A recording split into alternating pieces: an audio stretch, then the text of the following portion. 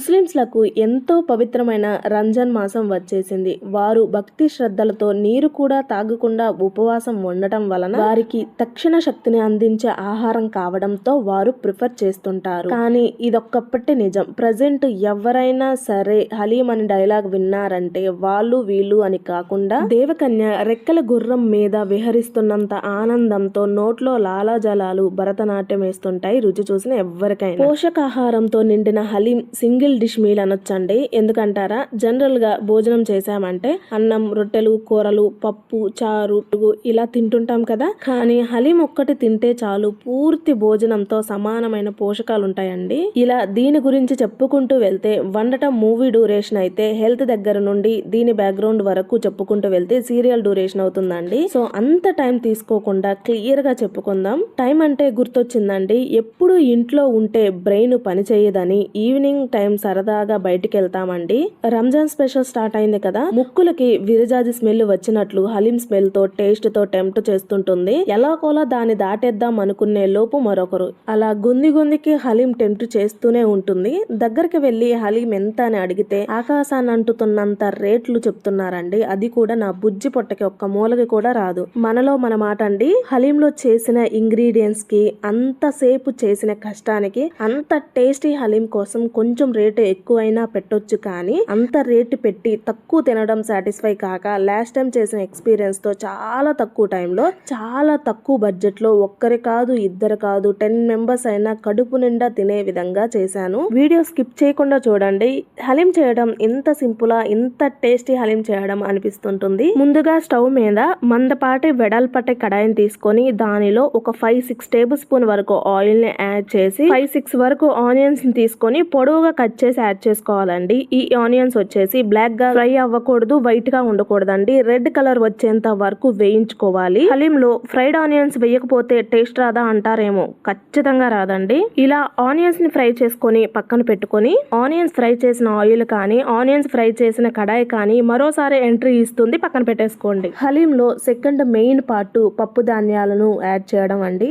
ధాన్యాలు తీసుకునే క్వాంటిటీ ఒక్కొక్కరు ఒక్కొక్క విధంగా చేస్తున్నప్పటికీ హలీం రుచి తగ్గేదే లేదు. దానిలో భాగంగా కొంచెం ఎక్కువ క్వాంటిటీలో గోధుమ రవ్వ, డ్రై ఫ్రూట్స్ తీసుకుంటుంటారు. ఓవరాల్ గా అర కేజీ చికెన్ కానీ కేజీ చికెన్ కోసం కానీ తీసుకుంటున్నట్లయితే 10-15 మెంబర్స్ సాటిస్ఫాక్షన్ గా తినొచ్చు ఈ కొలతలతో చేసినట్లయితే. ఒక ఎంటీ బౌల్ తీసుకొని 3 స్పూన్స్ గోధుమ రవ్వ, గోధుమలు తీసుకోవచ్చు కానీ ఆల్రెడీ హలీం ప్రిపేర్ చేయడానికి టైం ఎక్కువ తీసుకుంటుంది. ఇక గోధుమలు తీసుకుంటే డబల్ టైం పడుతుందండి. సో దానికోసం rava is the best option. 2 spoons barley బియ్యం, ఎర్ర కందిపప్పు కానీ ఎల్లో కందిపప్పు కానీ 2 స్పూన్స్ వరకు తీసుకొని 2 స్పూన్స్ పెసరపప్పు, పచ్చిశనగపప్పు, బాస్మతి బియ్యం తీసుకొని 1 కప్పు వరకు జీడిపప్పుల్ని, 2 స్పూన్స్ వరకు మినపప్పును ఏవైనా తీసుకోవచ్చు, 1 స్పూన్ చట్నీ పప్పు, 2 స్పూన్స్ నువ్వులు తీసుకోండి. శుభ్రంగా 2-3 సార్లు వాష్ చేసుకోండి. అయితే మనము చేతితోనే వాటర్ ని వెంపేస్తున్నట్లయితే నువ్వులన్నీ వేస్ట్ అవుతాయి కాబట్టి జాలి గరిటెలో వాటర్ ని ఫిల్టర్ చేయండి. సో వాష్ చేసుకున్న తర్వాత మరోసారి వాటర్ ని యాడ్ చేసి కనీసం అరగంట గాని గంట గాని వీటిని నానబెట్టుకోండి. కుదరనట్లయితే 15 మినిట్స్ అయినా సరే సరిపోతుంది. ఆ తర్వాత శుభ్రంగా నానిన వీటిని ఒక కుక్కర్ లో యాడ్ చేసుకొని దీనిలోనే ఉప్పు, పసుపు, జీలకర్రని, మిరియాల్ని, పచ్చిమిర్చిని, దాల్చిన చెక్కను కూడా యాడ్ చేసి మరికొన్ని వాటర్ ని యాడ్ చేసి ఇవి మొత్తం స్మూత్ గా కుక్ అయ్యేంత వరకు 3-4 విజిల్స్ వచ్చేంత వరకు ఉడికించుకోండి. చూడండి చక్కగా సాఫ్ట్ గా కుక్ అయ్యాయి కదా. దీనిని పప్పు గుత్తో వెనుపుకోవచ్చు లేదా ఒక మిక్సీ జార్ లో యాడ్ చేసుకొని పూర్తిగా చల్లారిన తర్వాత స్మూత్ గా గ్రైండ్ చేసుకోవచ్చు అండి. పప్పు గుత్తో వెనుపుకునే దానికంటే మిక్సీ జార్ లో గ్రైండ్ చేసుకున్నట్లయితే టైం మీకు సేవ్ అవుతుంది. సో ఈ పేస్ట్ ని పక్కన పెట్టుకొని మరోసారి స్టవ్ మీద ఒక కుక్కర్ ని తీసుకొని దానిలో మనం మొదట్లో ఆనియన్స్ ఫ్రై చేసుకున్నాం కదా, ఆ ఆయిల్ 1 కప్పు వరకు తీసుకొని దీనిలో పొడవుగా కట్ చేసుకున్న ఆనియన్స్ ని యాడ్ చేసి ఇవి చక్కగా వేయించుకోవాలి.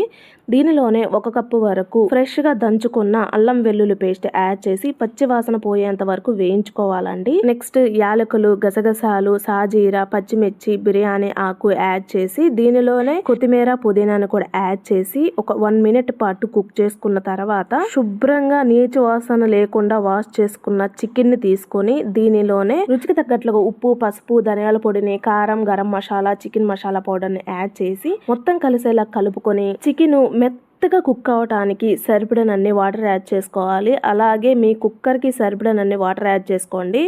అయినా కుక్ అవ్వలేదు అని అనుకుంటే మరోసారి వాటర్ యాడ్ చేసి మరోసారి ఉడికించుకోవచ్చండి. సో ఇది మొత్తం కలిసేలా కలుపుకున్నాం కదా వాటర్ యాడ్ చేసిన తర్వాత. సో ఇప్పుడు ఈ స్టేజ్లో 1 కప్పు వరకు చిక్కటి ఫ్రెష్ పెరుగుని తీసుకొని మొత్తం కలిసేలా కలుపుకొని ఈ స్టేజ్లో ఒక్కసారి ఉప్పు సరిపోయిందో లేదా స్పైసెస్ ఏమైనా పడతాయి అనిపిస్తే యాడ్ చేసుకోండి. కొంచెం ఎక్కువైనా పర్లేదు, కొంచెం తక్కువ కాకుండా చూసుకోండి స్పైసెస్ కానీ ఉప్పు కానీ. ఎందుకంటే నెక్స్ట్ స్టేజ్లో వాటర్ యాడ్ చేసి అయినా ఉడికించుకోవచ్చు, కానీ స్పైసెస్ కానీ మసాలాలు కానీ తగ్గినట్లయితే టేస్ట్ అంత బాగోదు.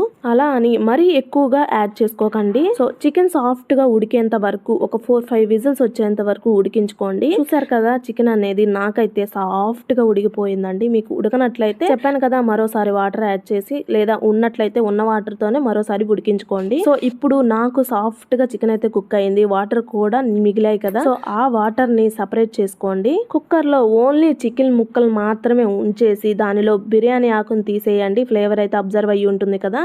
ఇప్పుడు పప్పు గుత్తి తీసుకొని స్మూత్గా వెనుపుకోండి. పొరపాటున కూడా టైం తక్కువ పడుతుంది కదా అని మిక్సీ జార్లో యాడ్ చేసి పేస్ట్ అయితే చేయమాకండి. ఈ స్టేజ్లో చికెన్ ముక్కలు చాలా సాఫ్ట్గా అయ్యేంత వరకు వెనుపుకున్నట్లయితే నెక్స్ట్ ప్రాసెస్ మీకు ఈజీ అవుతుంది. ఇక్కడ మనం బోన్స్తో పాటు తీసుకున్న చికెన్ కాబట్టి మనం వెనుపుకుంటున్న ప్రాసెస్లోనే మధ్య మధ్యలో తగులుతున్న బోన్స్ మాత్రమే సపరేట్ చేసేయండి. హలీం అనేది మనం స్వీట్లా తింటాం కాబట్టి చిన్న చిన్న బోన్స్ కూడా తగలకుండా ఉండేటట్లుగా నీట్గా బోన్స్ అన్ని సపరేట్ చేసేయండి. చూడండి చికెన్ అనేది సాఫ్ట్గా వెనుపుకున్నాను. ఇప్పుడు ఈ స్టేజ్లో మరి కాస్త పుదీనా కొత్తిమీరని యాడ్ చేసుకొని ముందుగా ఫ్రై చేసుకున్న ఆనియన్స్ని యాడ్ చేసుకోవాలి. కొంచెం ఎక్కువ క్వాంటిటీలోనే యాడ్ చేసుకోండి, మొత్తం యాడ్ చేయొద్దండి. చివర గార్నిష్ కోసం కొంచెం తీసి పెట్టేసుకొని మిగతాది మొత్తం యాడ్ చేసి చేతితో నలుపుతుంటేనే పొడి పొడిలాడుతుందండి. ఫ్రైడ్ ఆనియన్స్ చక్కగా ఫ్రై అయ్యాయి. సో ఈ ఆనియన్స్ని యాడ్ చేసిన తర్వాత కూడా మరో 2-3 మినిట్స్ పాటు స్మూత్గా వెనుపుకుని దీనిని పక్కన పెట్టుకొని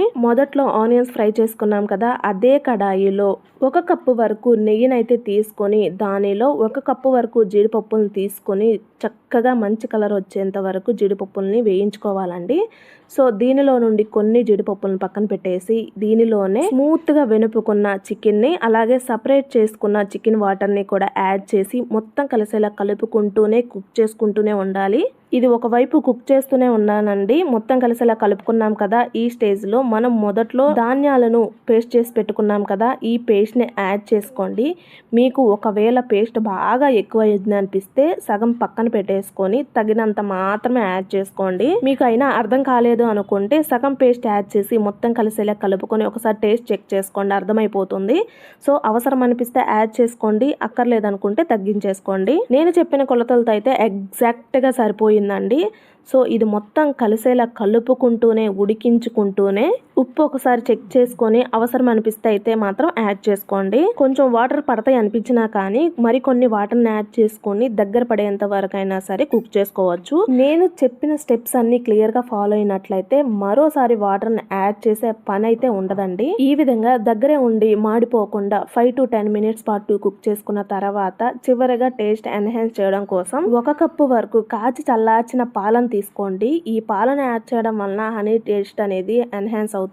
నెక్స్ట్ కొత్తిమీరను కూడా యాడ్ చేసుకొని నెక్స్ట్ మరోసారి 2-3 టేబుల్ స్పూన్ వరకు నెయ్యిని కూడా యాడ్ చేసి మొత్తం కలిసేలా కలుపుకొని మరో 2 మినిట్స్ పాటు కుక్ చేసుకోండి. ఇలా 2 మినిట్స్ ఒకసారి నెయ్యిని 2 టేబుల్ స్పూన్ చొప్పున ఒక 2-3 టైమ్స్ వేసుకున్నట్లయితే హలీం టేస్ట్ అద్భుతంగా ఉంటుంది. తెలిసిందే కదా హలీంలో నెయ్యి చాలా బాగుంటుందండి. సో ఎంత ఎక్కువ వీలైతే అంత ఎక్కువ వేసుకోండి నెయ్యి అనేది. అంతేనండి, చివరిలో ఒక 20-30 మినిట్స్ పాటు కుక్ చేసుకున్నట్లయితే హలీం ఫ్లేవర్స్ మొత్తం ఈక్వల్ అయ్యి చాలా టేస్టీగా ఉంటుంది, మధ్య మధ్యలో నెయ్యి యాడ్ చేసుకుంటూ. సో ఇలా రెడీ చేసుకున్న హలీంని జీడిపప్పులతో, ఫ్రైడ్ ఆనియన్స్తో, లెమన్తో సర్వ్ చేసి ఇచ్చినట్లయితే లొట్టలు వేసుకుంటూ తింటారండి. సమయాన్ని బట్టి చెప్పలేదు కానీ kasuri methi, dry rose leaves petals, సొంటె, చాట్ మసాలా, అనాస పొడి లాంటివి కూడా యూజ్ చేస్తుంటారు. మీకు నచ్చి ఇష్టం ఉన్నట్లయితే యాడ్ చేసుకోండి. సో ఫ్రెండ్స్, ఈ వీడియో నచ్చిందా? వీడియో నచ్చినట్లయితే తప్పకుండా లైక్ చేసి షేర్ చేసి ప్రతి ఒక్కరూ సబ్స్క్రైబ్ చేసుకోండి. Thanks for watching.